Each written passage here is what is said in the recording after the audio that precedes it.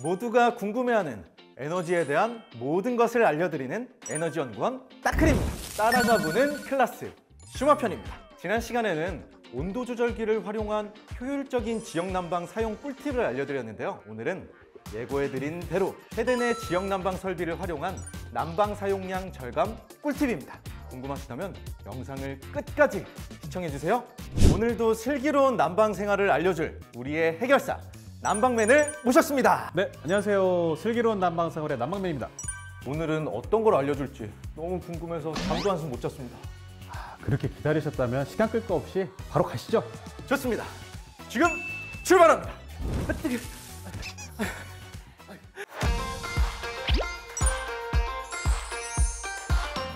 난방비 아끼는 법을 이야기하는데 갑자기 주방은 왜 오신 거죠? 바로 여기에도 난방 사용량을 줄일 수 있는 핵심적인 내용이 있습니다. 뜬금없이 주방에도 지역 난방 설비가 있다고요? 네, 바로 여기 싱크대 밑에 중요한 내용이 있습니다. 한번 열어보실까요? 오, 뭔가 굉장히 심오해 보이는 설비들이 있네요. 근데 이런 건 개별 난방하는 집에서도 본 적이 있는데 지역 난방도 생김새는 유사하네요. 네, 이 설비가 이제 난방수를 각 방으로 분배하는 역할을 하는데요. 여기 보시면은 뭐 밸브, 배관, 기타 정체불명의 설비들이 보이실 거예요. 근데 제가 아는 건 밸브와 배관밖에 없는데 다른 것도 중요한 설비인가 봐요. 네, 이 설비들을 통해서 난방비를 절약할 수 있는 내용이 있거든요. 그거는 자리를 옮겨서 한번 얘기해 볼까요? 네. 오, 아까 봤던 설비를 그대로 재현해 놓으셨네요. 네, 이렇게 보여드리는 게 이해가 쉬울 것 같아서 제가 한번 준비해 봤습니다. 네, 저는 예습을 미리 했는데요. 세대 내 세부적인 설비 현황을 알고 싶으시다면 상단의 링크를 클릭해 주세요. 가장 많은 분들이 궁금해하시는 점, 이 배관들이 각 방으로 난방수를 보내는 배관이잖아요. 그러면 이 밸브 3개 중 2개를 딱 잠그면 난방비가 3분의 1로 줄어드는 거 아닌가요? 아쉽게도 그렇지가 않습니다. 안 쓰는 방이 있는 경우 이렇게 하시는 분들이 많은데요. 예를 들어 우리가 9리터의 난방수가 들어갔다고 합시다. 이렇게 밸브를 2개 잠그면은 나머지 한 방, 이 사용하는 방에 들어가는 난방수는 몇 리터일까요? 당연히 2개를 잠궜으니까 9리터에서 6리터를 빼면 3리터 아닌가요? 이렇게 생각하시는 분들이 많으세요. 네, 애석하게도 지역난방 세대 설비에 이 정유량 조절 밸브라는 게 있어요.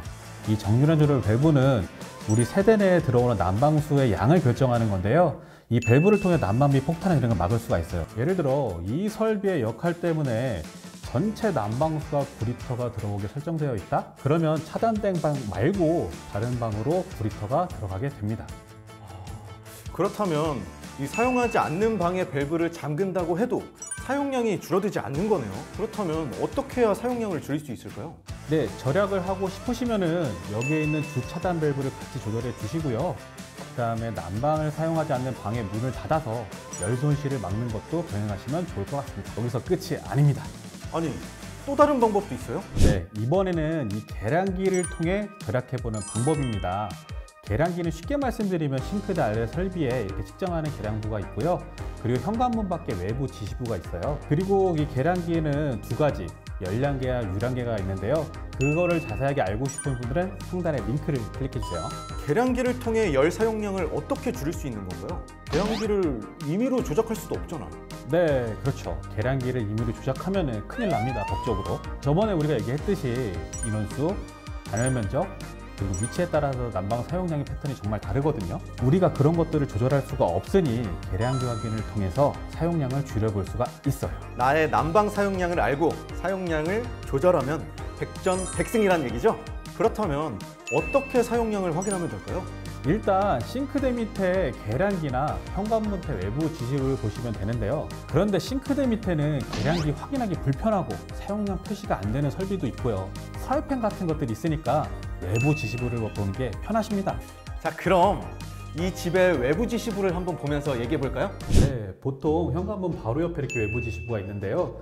이 외부 지시부를 통해서 난방 사용량이 얼마인지 알 수 있어요. 그리고 일부 아파트 같은 경우는 외부 지시부가 없는 경우도 있는데요. 이런 경우 월패드를 통해서 난방 사용량을 확인할 수 있습니다. 그럼 방금 우리가 본 외부 지시부에 표시된 수치들을 어떻게 활용하면 좋을까요? 일단은 매일 일정한 시간을 정해서 하루 단위로 외부 지시부에 표시된 값을 확인해 보는 게 좋습니다. 예를 들어 저녁 9시에 확인하면은 다음 날도 9시에 확인을 하는 거죠. 그렇게 표시된 값들을 확인해 보고 우리 집의 온도를 이 정도 맞춰 놓으니까 하루에 이 정도만큼 난방을 사용하는구나. 그러면은 그 다음 날은 온도를 좀 더 낮추던지 안 쓰는 방의 밸브를 좀 더 잠궈보고 주차단 밸브를 조절하면서 우리 집은 어느 정도 사용했을 때 난방이 적당한 것 같은지 찾아보시면 됩니다.